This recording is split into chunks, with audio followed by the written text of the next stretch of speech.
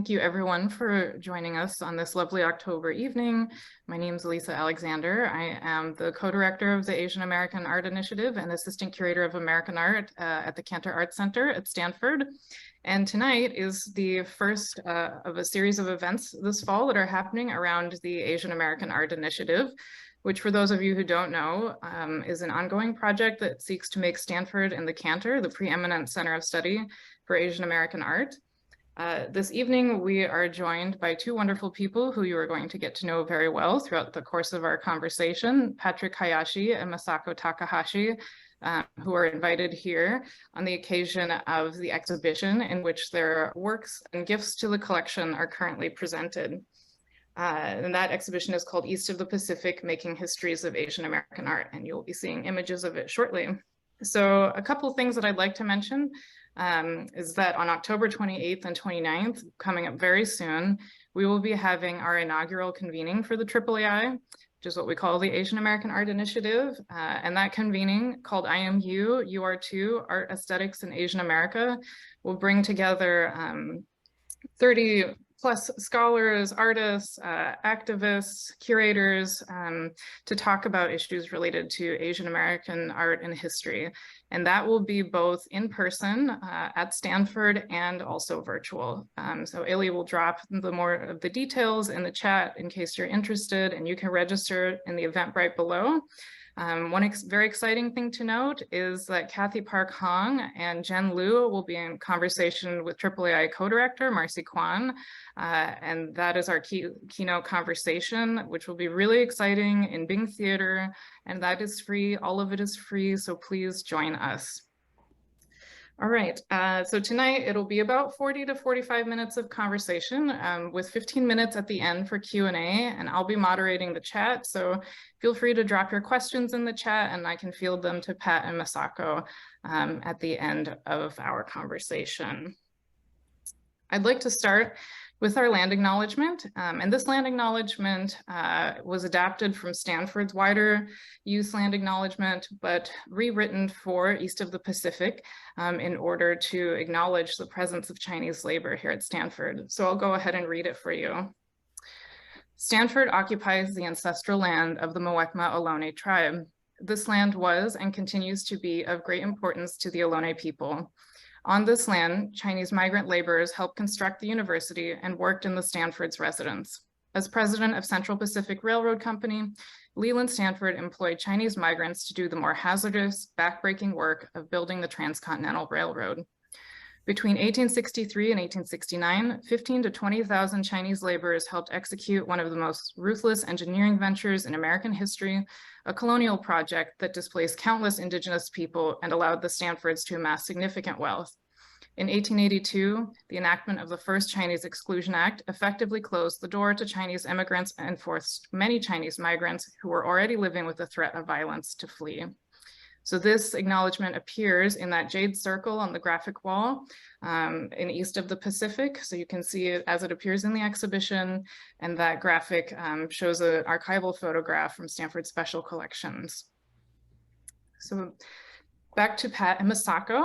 Pat and Masako are both wonderful Bay Area artists and art collectors and community leaders who I got to know throughout the course of working on the AAAI. And so it's wonderful to finally see all of our work come together in this exhibition, which is open now and runs through February 12th. What I'm going to do is just show you Pat and Masako's wonderful contributions, and then we can chat about how we got to this place. So here's some installation shots of the exhibition at large. And then I should say that the exhibition is divided into 6 thematic sections with 4 individual spotlights. And in the section that is called After Executive Order 9066, there is a spotlight section on Pat's remarkable gift of 14 Sugimoto lino cuts and a Sugimoto drawing that were created after Sugimoto was incarcerated. So these lino cuts are around from circa 1965, and so they are presented here in that section of the exhibition. And Masako's work also appears in East of the Pacific as well, in our thematic section called Histories of Abstraction, that acknowledges the generally overlooked contributions of Asian Americans and women to the histories of mid-century American abstraction. And we'll get better, closer detail images of this Masako piece here that is in the pink square with where Masako uses her own hair as part of the piece. And you'll see that in a lot of her works that we'll talk about more throughout the course of the show, or the course of this conversation. But I thought we would start by talking about something that the two of you have in common, and that is where both of you were born. And so this image on the left is an Obata ink drawing that was given to us by you, Pat, and Sandy, and your wife, Sandy, of the Topaz camp. And then you also kindly shared with us this childhood photograph of you and your younger brother. Am I correct in that? My older brother. Your older brother in the camps. So I was wondering if the two of you might share with us some of your memories or your family memories surrounding this time in your life. Pat, do you want to start us off since you're on the screen? That's my older brother Norman, and that's my mother walking with my other brother Gerald. And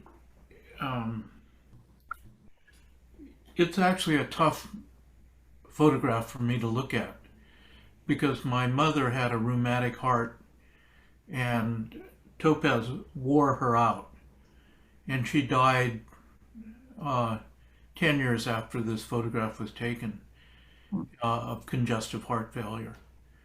And my father believed that Topaz had killed my mother. And so he was always very quiet, but he became even quieter.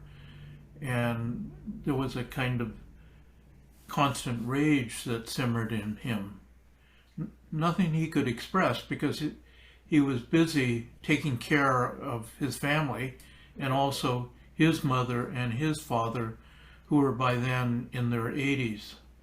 And he was rebuilding the family nursery that had been trashed the day we were imprisoned.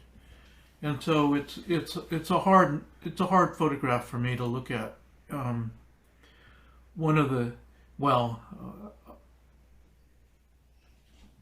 They say that, in a lot of the studies of the Holocaust, scholars have studied the intergenerational transmission of trauma. And I think that's true of Japanese Americans too. Even though the Issei and Nisei rarely spoke about the camps, I think there was great rage that built up, a great sense of injustice that was transmitted to their children, the Sansei, Masako and me. I'll stop there. Masako, I know that in conversations that you and I have had, you've also brought up this point about rage too, especially as, you reflect upon that time in your life now.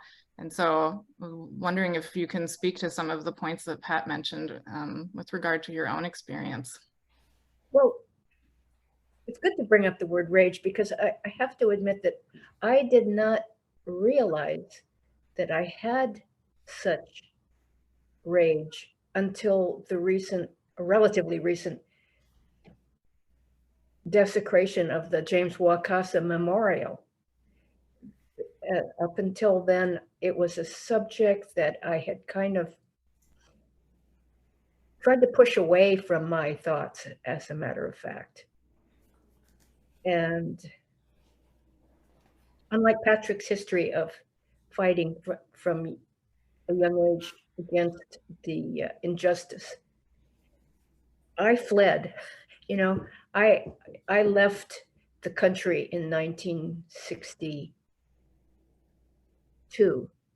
I took a freighter to Japan and I went on from there to India and Nepal and Afghanistan and the Middle East, and ended up in Paris and was gone for 2 years until I completely ran out of money, and it became uncomfortable living in Paris as an American because of our involvement in the Vietnam War. Mm. And that is when I returned to the United States and Berkeley. And I really just went back to Berkeley because my parents would always pay for it if I were in school. They didn't like it that I had dropped out and went away. Well, I appreciate both of you, sharing this kind of difficult and personal part of your past, but I think it's valuable now, especially as how it relates to, us thinking about these histories in the present. So I really thank you for sharing that and for sharing this image too, Pat. I just wanted to also share another remarkable work, Pat, that you gifted to us and towards the AAAI, and we'll talk about how you got into art collecting in a little bit here. And we had this poem wonderfully translated, and the translation appears in the exhibition and next to the work itself.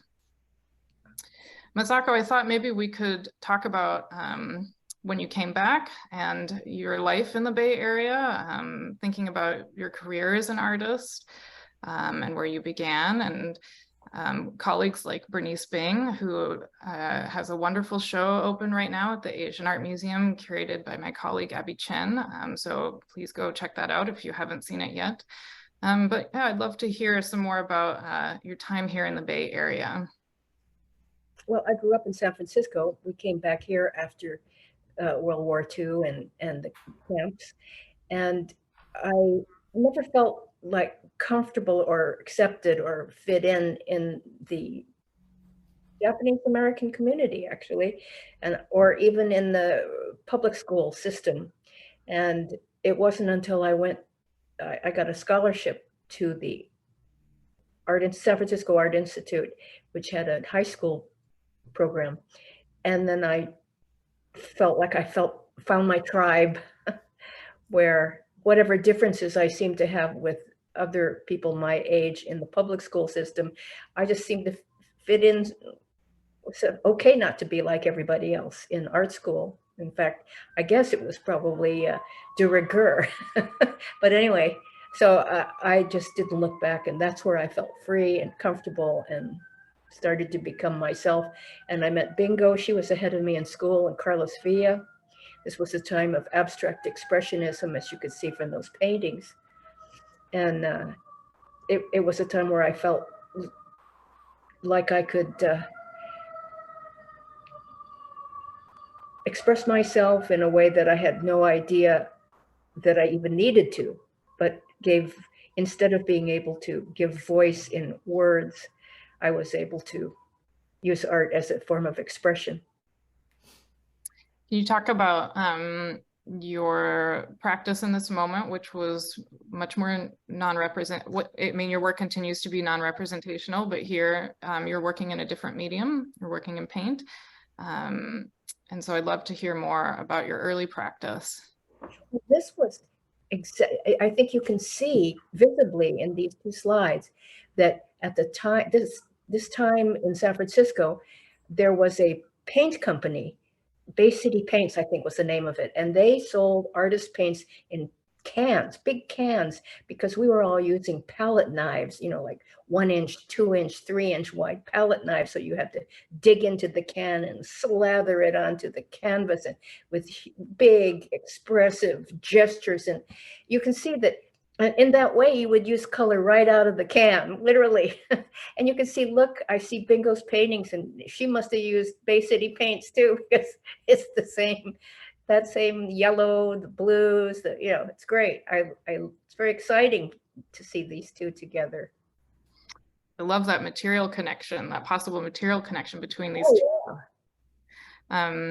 So you mentioned Bingo, whose work appears here in East of the Pacific, and also on the right side, the amazing Carlos Villa cape that was also in East of the Pacific. So you were really part of this cultural moment when you came back that included amazing artists like Bingo and Carlos Villa, but I believe you're also close with Wally Hedrick, right? And Jay DeFeo, and I recall you telling me wonderful stories about your early artistic career during this moment. Well, Wally ran the high school art project. And it turns out that his house, he was married to Jay DeFeo, the painter, and they had a studio and home on Fillmore Street in San Francisco. And it was a hangout. The art school band would play there and just practice, and people would come over. And it was constantly people going in and out very comfortably. And so, yeah, he was really a mentor. He got me started. He was very, very supportive. I didn't even appreciate it as much as I did later when looking back at, getting a studio and so on at the school, how unusual that was, and the scholarships and so on. Masako, Masako, you must have seen Jay DeFeo's Rose. Oh yeah, every day. I mean, every time you go over, there it was. You can't hide an 8-foot an 8-foot canvas that easily. What was she like? I love Jay. She was wonderful. She I think she had a big impact on me. She would knit. She wore black nail polish. This is the only person I ever saw wear black nail polish. I'm talking about in the 50s. And she said, well, she wore it because she could never get all the paint out from under her nails. So it looked dirty, so she just painted the nails black and nobody would ever know. And she would, wore tights, like black opaque tights. All the women in the audience know what I'm talking about. But anyway, and then they would run. They don't seem to run anymore, but in those days they would run, which means like a line of your flesh would end up showing through. And that was the kind of sign in the days of stockings and tights where you would throw them away. Not Jay. She would stick her cigarette and then run different ways so that her tights would have all this kind of abstract striping going up and down her legs. I mean, it was fabulous. How did her death affect you? Well, that was very shocking. I mean, because I wasn't living in the Bay Area. I left as soon as I could. As soon as I graduated from high school, which was when I was 16, I went to New York. And I never came back to live really until 2004. So there's a huge gap where I don't know, I was not living in the Bay Area except for a couple of years here and there when I went to Berkeley. Now when I would drop in and go to school there. But yeah, it was shocking. She had broken up with Wally and she weren't living together anymore by that time. And he had remarried, and they had to vacate their famous house on Fillmore, where they removed the front windows of the building to get that painting out. Amazing. I love that you saw it there as it was being created. Speaking of Berkeley, I thought maybe, Pat, we could talk about what you were doing in the 60s. And if you wouldn't mind sharing with us your time in the 60s and what was going on here with other students in the Bay Area.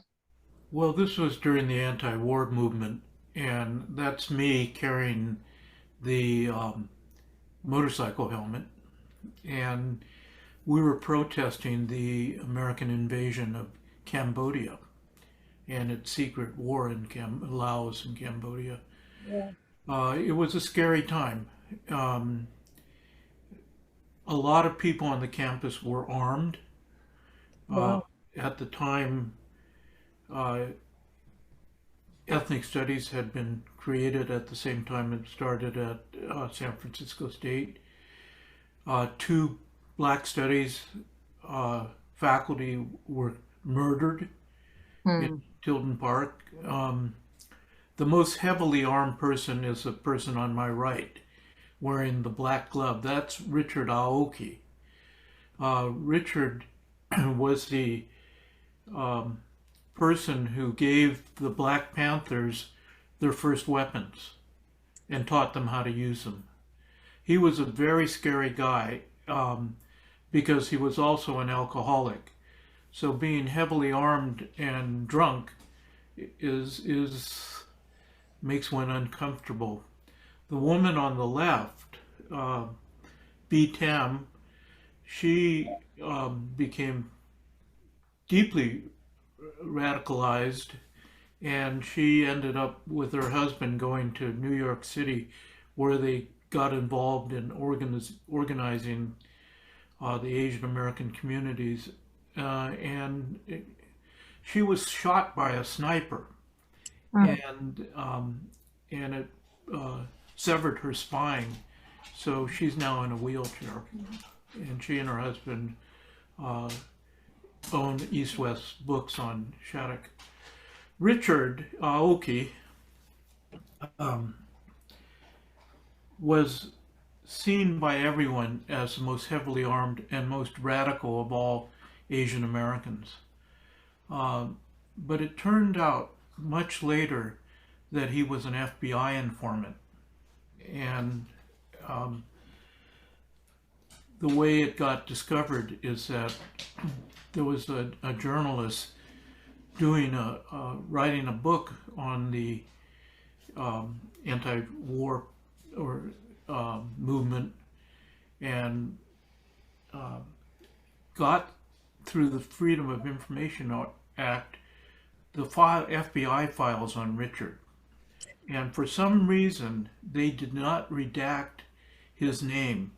It was a file on FBI informants, and so Richard's name was there. Now, Richard had spent his entire life crafting this image of him being radical and scary, and then so suddenly it turns out that he was an FBI informant. And so it completely undercut any sense of who he was. So one night he went home and shot himself in the head, and that was very sad, because Richard and I were friends. Even though he scared the shit out of me, I liked him. And so that was just one of the sad things. And then after he killed himself, people were asking, well, what did you know about Richard? And some of his Black Panthers comrades were extremely generous with him. They said, we don't know what to believe, but we know that the Richard we knew was a real brother to us. And I was wondering about that generosity, and I think it stemmed from the fact that people who went through this period often did and said things that they later reflected upon and thought, maybe I should have seen things in a different way. One of the things about the anti-war movement was that it really radicalized a lot of Asian Americans, because the anti-war movement in the United States focused on bringing our boys home and ending the draft. But for Asian Americans, we saw that the war was a racist war, and the intent was not only to kill gooks and chinks, but to kill them in the most horrific, barbaric ways possible. Napalm, for example, is not an efficient killer of people. Napalm, which was developed by Harvard, by the way, napalm is burning oil, and the purpose of napalm is that if it dropped on someone, that person cannot put it out. You can't put it out with water, you can't put it out by smothering it, so the person runs screaming. And if someone tries to help that person, that person too gets a napalm on them.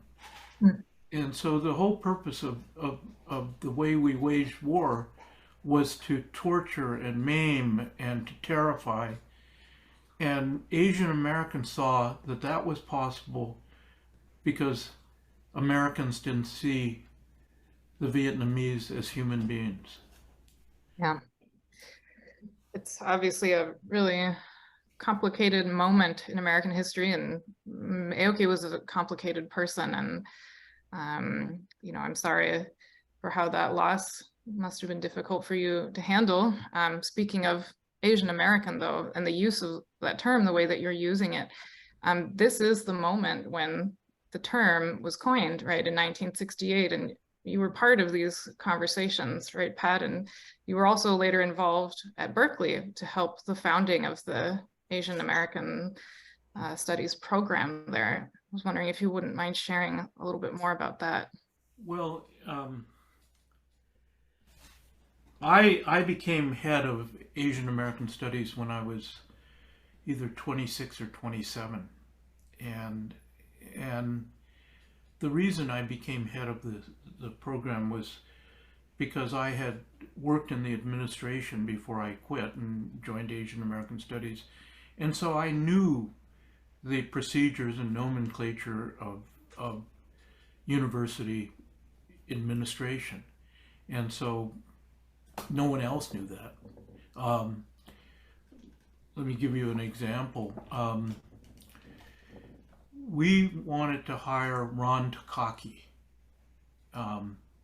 and Ron had been denied tenure at UCLA, and the reason he had been denied tenure is that he taught the most popular undergraduate course at UCLA, and it was on race in America, and I think it had an enrollment of nearly 1,000 people. And Angela Davis was put up for tenure, and the Black Student Union insisted that Ron be tenured at the same time, but it wasn't he wasn't ready to go up for tenure, but he didn't feel like he could say no, because that would undercut the Black students' solidarity with him, and so he was denied tenure. So we looked at him and we saw that he was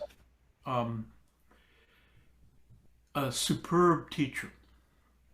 At the time, I had no idea how to judge his research.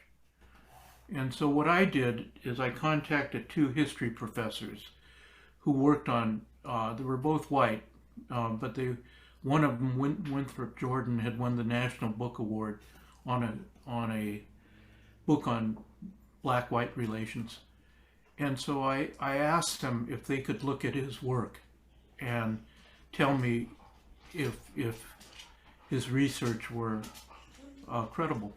And they looked at it, and this was all confidential, and they told me that it's okay. It wasn't outstanding, but it was credible. So then we put him up for tenure, and I had contacts within the faculty committee that reviewed things for tenure. It was all highly confidential, but I was told that the ad hoc secret review committee had recommended 3-0 that he be appointed.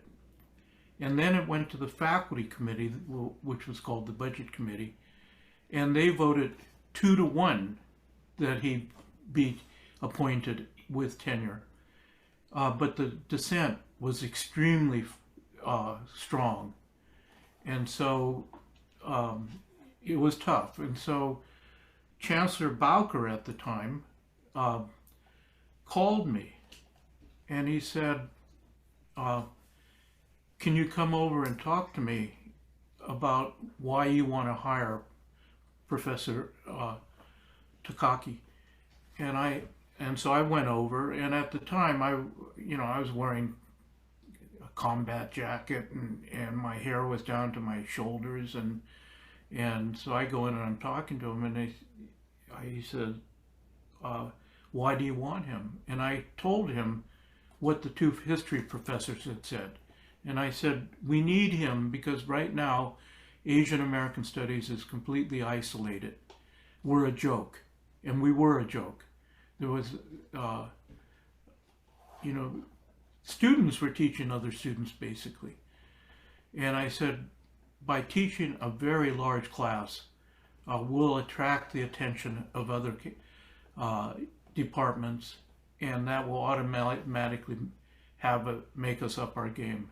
And he said, well, I'm prepared to go ahead with that. And I said, rather than do that, why don't we bring Ron up so you can meet him?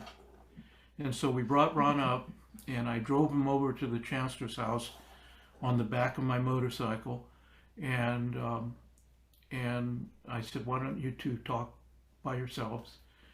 And then a half hour later, I was sitting on Sproul Plaza, and they came walking over, and Chancellor Bowker said, may I speak to you? And so we went off to the side, and he says, I'm prepared to support you.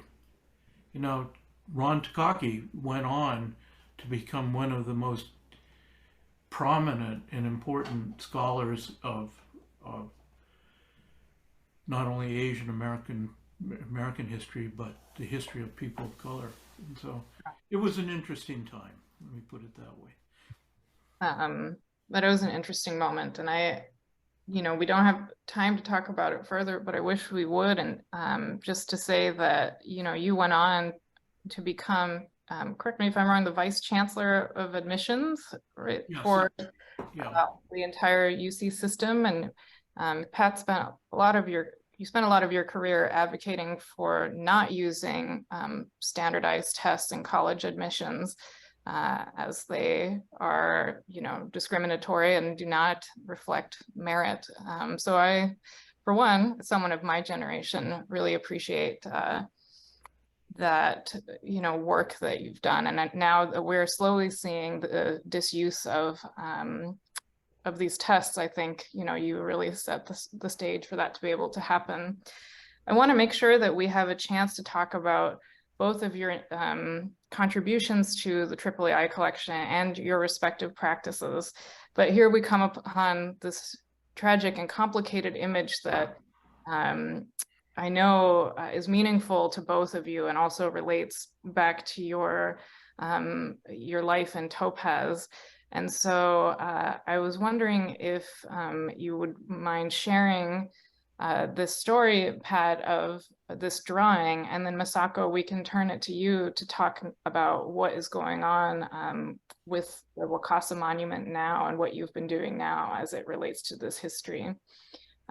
So this is especially pertinent, Pat, because I think this is how you got into art collecting. Yes, my father never talked about Topaz. My mother told me only one story.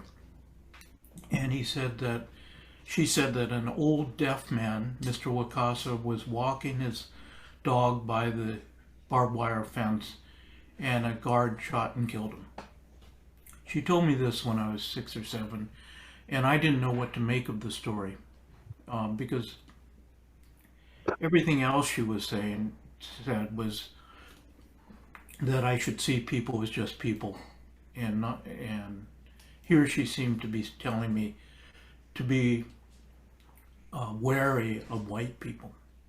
So I put the story out of my mind, never thought about it again.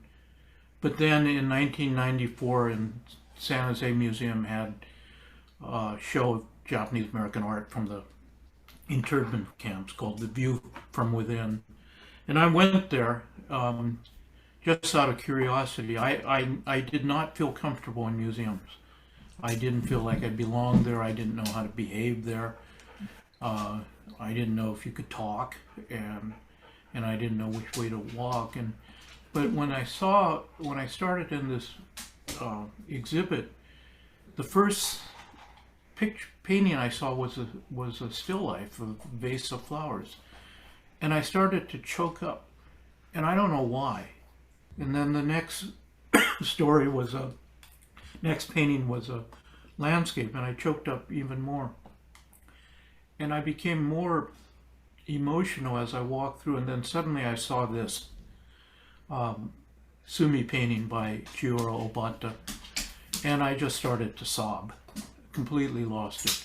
And I was embarrassed, but all the Nisei and Sansei around me were sobbing too, because they all felt this, and they all embodied his murder. And once they saw Obata's amazing painting, it came out, and that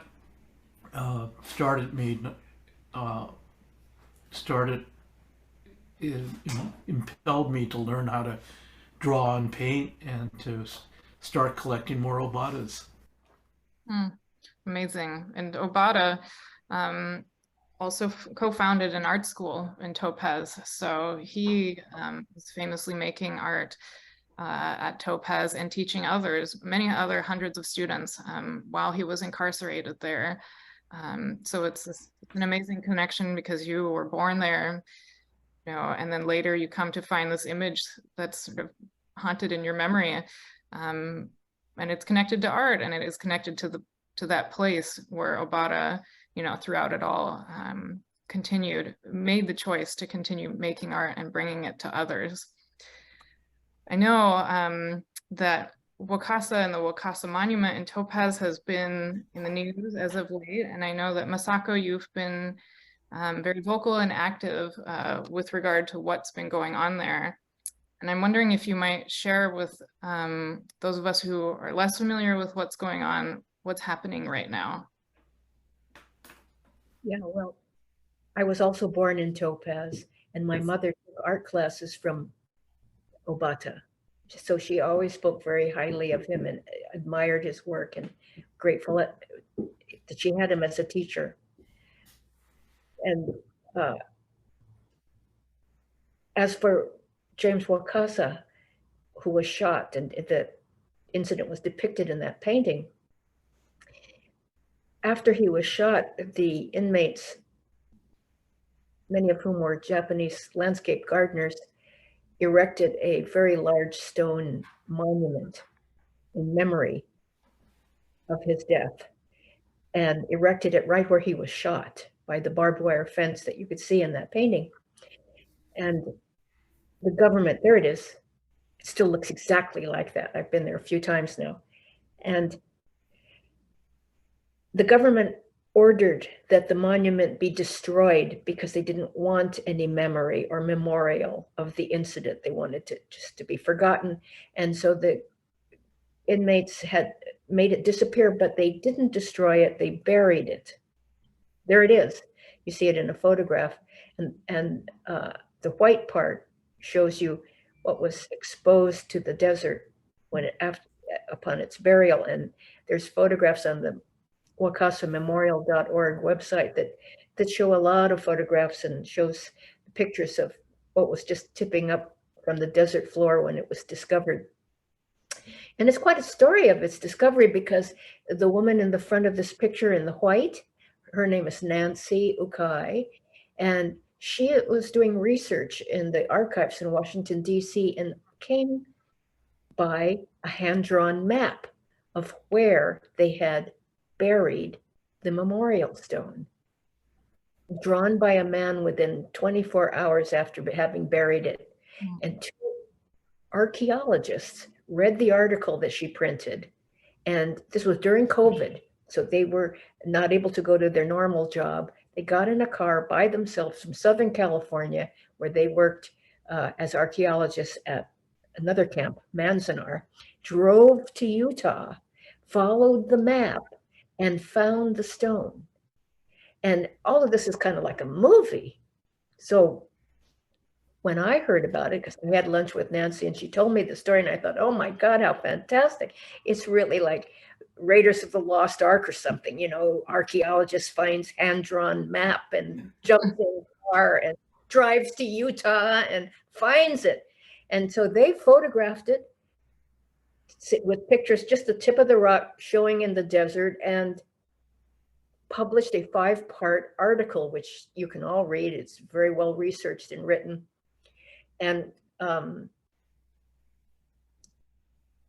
published it on a website for the Japanese American consumption. And a meeting was held with a lot of people, the National Park Service, Utah Historic Monument people, preservation people, Topaz Museum people, people who had survivors of Topaz. And it was quite a mixed community of people, but including archaeologists who recommended that the stone be left in the ground for further study.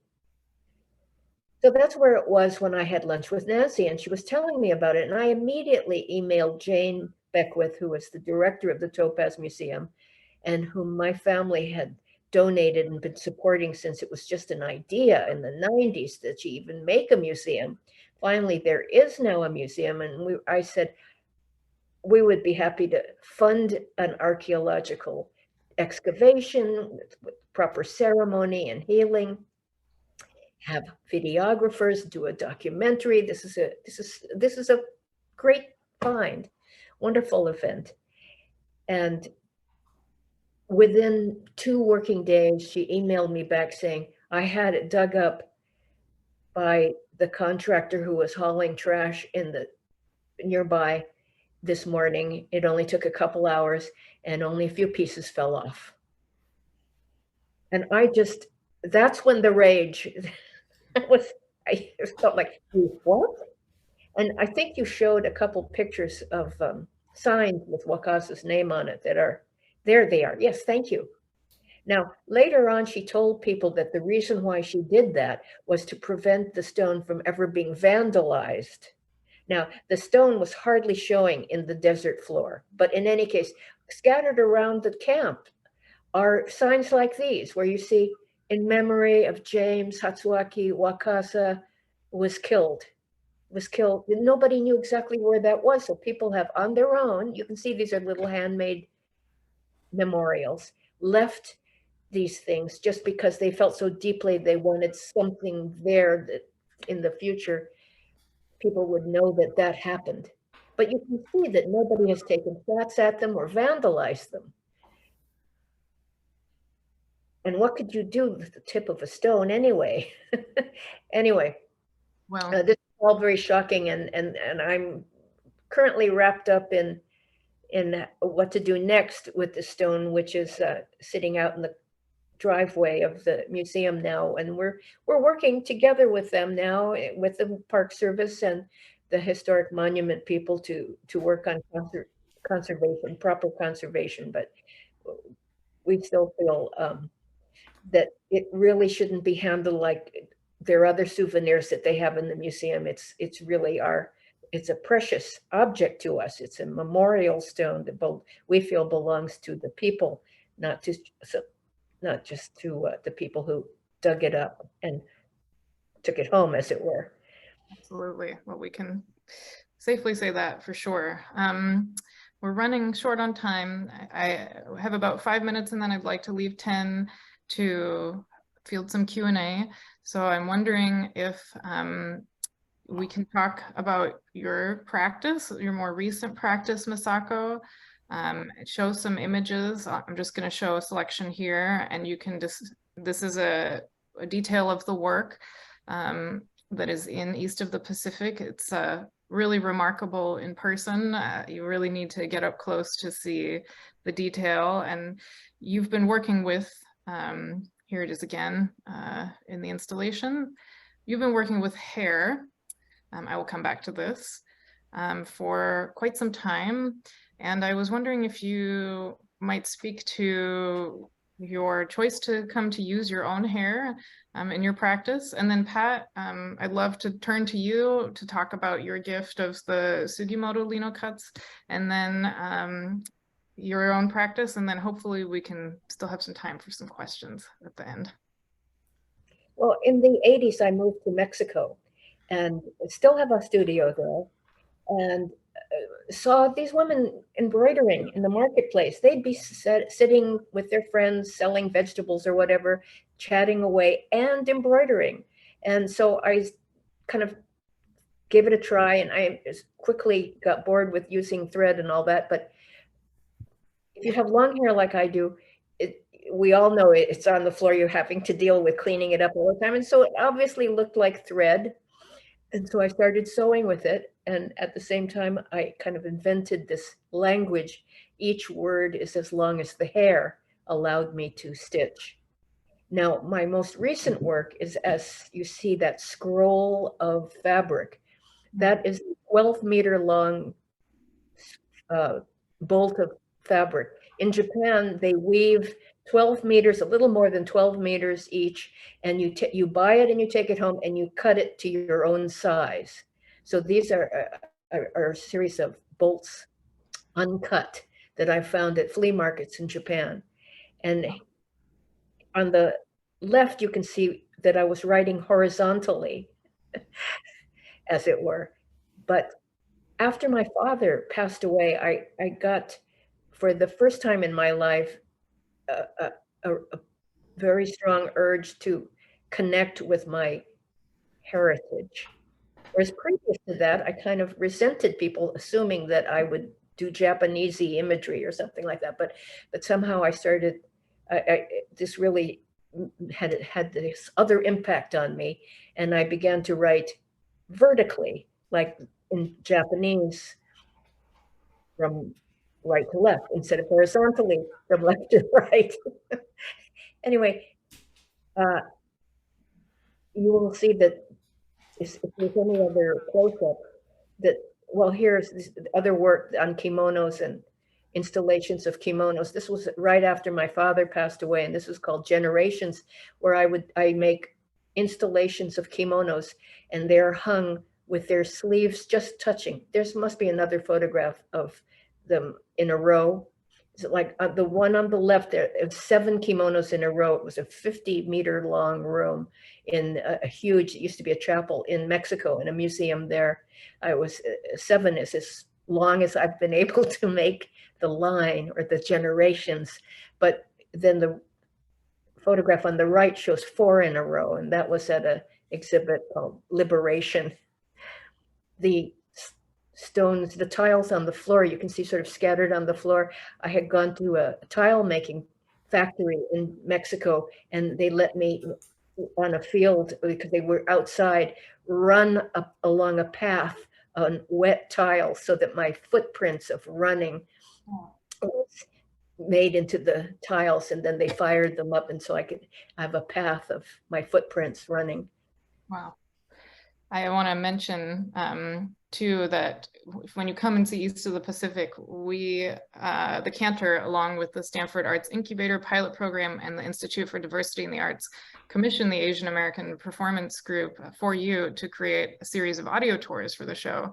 And one of the tours, the first tour, is led entirely by Masako, and it is profound and amazing, and you'll get to hear more about Masako's life when you come and take this tour. So I highly encourage everyone to come. You can also access the tour on our website, the web presence for the exhibition.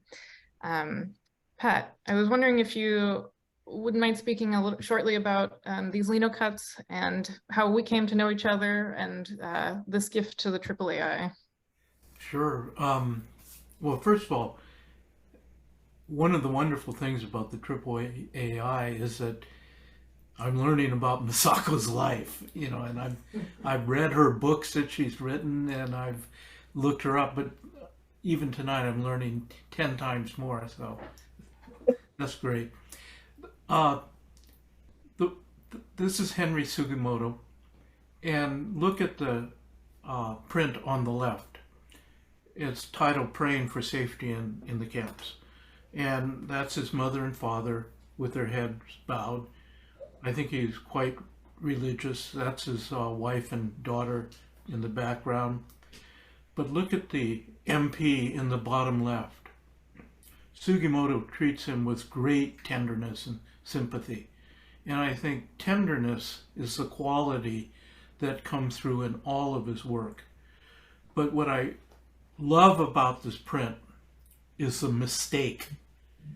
Can you see it? Yeah. On the building in the back, that's the mess hall. But when he carved the letters, he forgot to reverse them. So they were printed backwards. Yeah.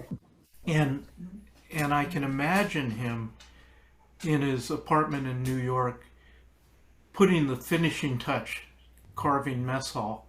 And then he probably printed it with a spoon or a brayer and hung it, 20 of them, on a clothesline in his kitchen. And the next morning he gets up all excited to see what the prints are. And he looks at it and he says, "Chixel," or "damn it." But he was an experienced enough artist to know that mistakes are part of art making. And he had the integrity to issue the print, knowing that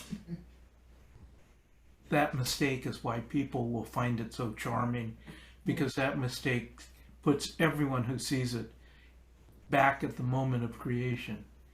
It's all of his prints are like that. You know, when I'm now 78, almost 79, and I was worried about what I was going to do with these prints and some obatas that Sandy and I have collected. And then Sandy read about the AAAI in the Chronicle, and we contacted Aleesa and Marcy, and Aleesa came over and was interested, and she took the proposed donation to the acquisitions committee, and they accepted it. But what happened during this process is that it allowed Sandy and me to get a much deeper appreciation of the art we had. And then when we saw it displayed, all of the qualities magnified. It's hard to explain, but the tenderness especially, it just infused the little alcove it was in. And then there's on the right is a self-portrait of Sugimoto. And so we would look at the prints and then look at him, and it was as if he was in the room. So this whole process has been one of exploration and growth for us. So thank you. Wow, that's great to hear. And I know you've kept this one on the left for yourself, but the 4 that you see on the right are present in the exhibition, and really warrant closer looking. And so we are grateful for this gift. I'm grateful to know both of you throughout this work with the AAAI and to learn from the both of you as I continue to do. We have time for a couple of questions. Pat, I should also mention before we go to questions that these are some examples of Pat's work. Pat is a practicing artist now, which you came to later in life, as you mentioned, which I love. And so I would love it if you would share some questions that I'm happy to field to the both of you. You see here, we have a couple.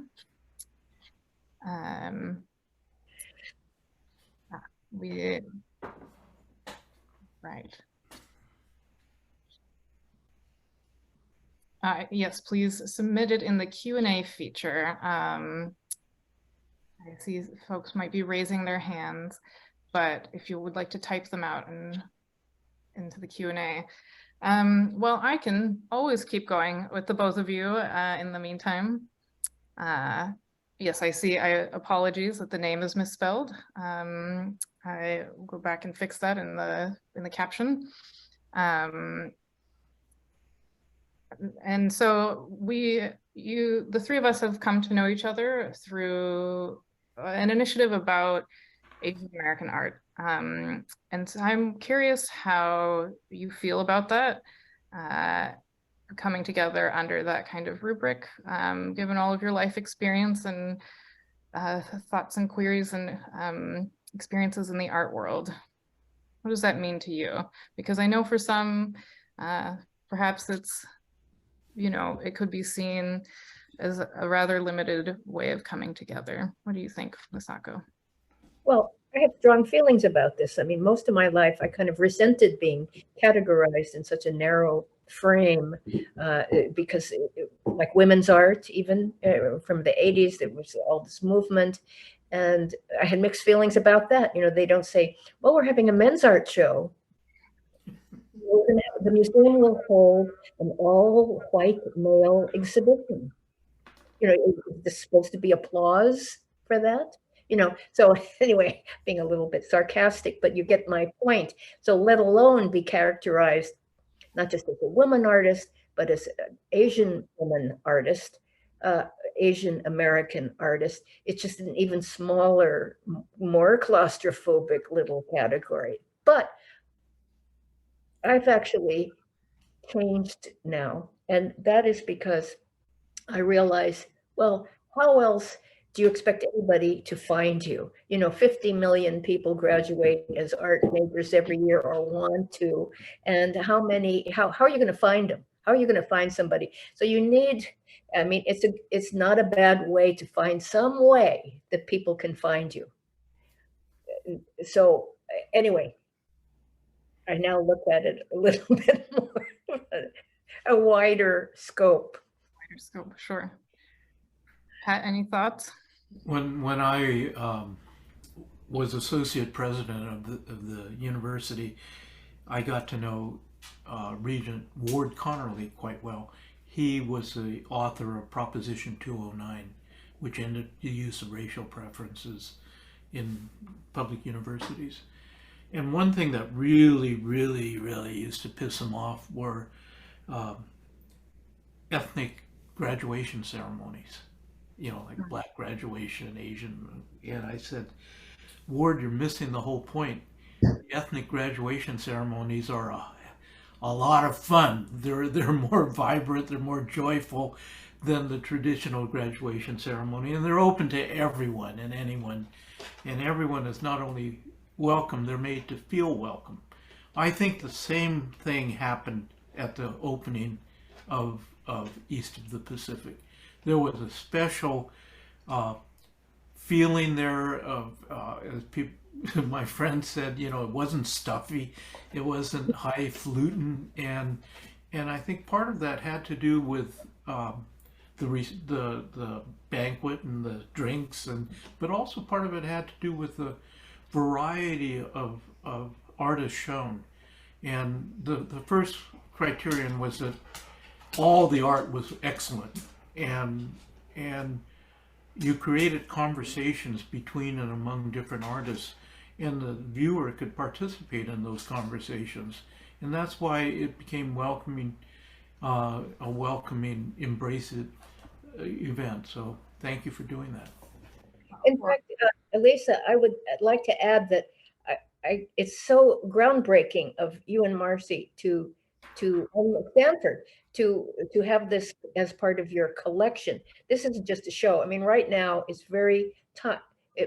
Galleries and museums all over the world are jumping in on this bandwagon of having Black artists, Black women artists showing in their galleries. But that doesn't mean they're collecting them or it's going to be permanent. I mean, I've seen this kind of thing before in the 80s and then in the 90s and so on and so forth.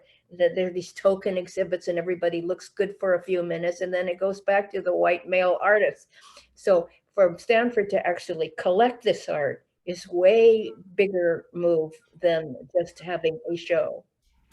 Well, I appreciate that you pointed that out, because I will mention that 93 of the 96 works in East of the Pacific are in our collection, and that is partially what makes us different. So I'm glad that you can see that. And we have some questions coming in now. We're at 7:01, so if anyone needs to hop off, please feel free, but I will take just a couple of questions. If you, Pat and Masako, you have some time. Speaking of collections, we have a question coming in. And what would you like to see in our AAAI collection that is not already present, or which artists would you be curious in seeing us collect? Ellen Bepp. Ellen Bepp. Okay, great. I am familiar with her work. You know Ellen? I think you do know Ellen. she's an astonishingly creative artist who manages to use material like paper that she dyes herself using natural dyes, and she one work she did is her uncle wrote a will in I forget which camp, maybe it was Heart Mountain, and she cut his words out as if they were barbed wire. She was using black paper, and when she mounts it, it's hung, and it shimmers, and she manages to make an extraordinarily strong political statement while creating something aesthetically elegant and beautiful. Masako? Kei Sekimachi. Wonderful. Yes, she's on my list too. Absolutely. Contemporary of Ruth Asawa, amazing fiber work as well.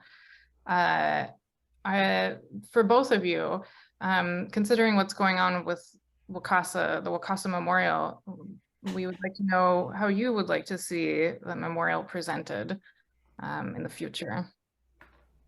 I have a dream that there would be someday like a visitor center at the Topaz site itself that would encircle and secure the site where the memorial stone was, and maybe even put it back where it was, as long as it's safe, and have a place there where people could come, think about it, research it, gather together, meditate, have an experience together, not necessarily in the museum in town, but at the site where it actually all happened. Make more of a place to go to when in Topaz itself. Right now it's extremely desolate. It's been left to the weather and to time, but I'd like to see it dignified. Maybe under the auspices of the National Park Service, who has staff and money to do these kind of things. Fred Korematsu was one of 3 Japanese Americans who refused to be imprisoned, and he was arrested and put in federal prison for several years. And then much later, a group of radical attorneys, Dale Minami and Don Tamaki and others, challenged his conviction, and they were able to overturn it. Fred Korematsu and his wife have a headstone, a very large headstone in a local cemetery, and when people visit it and they place American flags there, they place rocks on it, they leave notes. That's what I would like to see happen to the monument, that it be a living monument that people can touch, that people can see, and that people can talk with. I think it's an interesting proposition, because I think nationally we're also evaluating what monuments are and what deserves a monument and how that is presented for the long term. I think I'll wrap up with one last question here to both of you. Thank you both for your words and stories. Have the transitions in your practices, Pat from being a collector to an artist, and Masako moving to more Japanese references in your work, changed the way that you look at art related to incarceration or the Asian American experience? I know that this is a very broad question. I'm curious as a young Asian American artist looking to find my place. I was stunned by the close-up of Masako's work, and the wonderful thing about what you're doing at Stanford is that it's creating conversations among people. Not only conversations, but intergenerational conversations. I've been studying Asemic calligraphy, Semic means without semantic meaning. This is nonsense calligraphy, and I've been drawing it, and I do it. For example, I watch a long film of Nureyev and Fontaine dancing, and then I try to represent their dancing in the calligraphy. And so now I can talk to Masako about these things and learn from Masako. That's the wonderful thing about doing art. It creates friendships, close friendships. Well, maybe people don't know this, but Patrick and I only met because of you, Aleesa, and this exhibit, even though we were actually both born in Topaz. Wow. I know that's, you know, it's part of the work that Marcy and I are interested in doing, is finding ways to bring all of us together from different diasporas, different life experiences, different generations. We find this kind of collective work to be particularly meaningful. And so we really want to thank both of you for joining us today. Thank you, Illy, for running tech. As always, I adore having conversations with the two of you, and I encourage everyone to please come to the Cantor and check out not just East of the Pacific, but the Faces of Ruth Asawa, which is an ongoing exhibition related to the AAAI, and also my colleague's wonderful exhibition, At Home on Stage, Asian American Representation in Photography and Film, curated by Maggie Dethloff, which continues the conversation that begins in East of the Pacific as it relates to film and new media. So thank you all for being here tonight, and I look forward to seeing you at the museum. Thank you, Pat and Masako. I look forward to seeing you soon. Bye, everyone. You. Bye.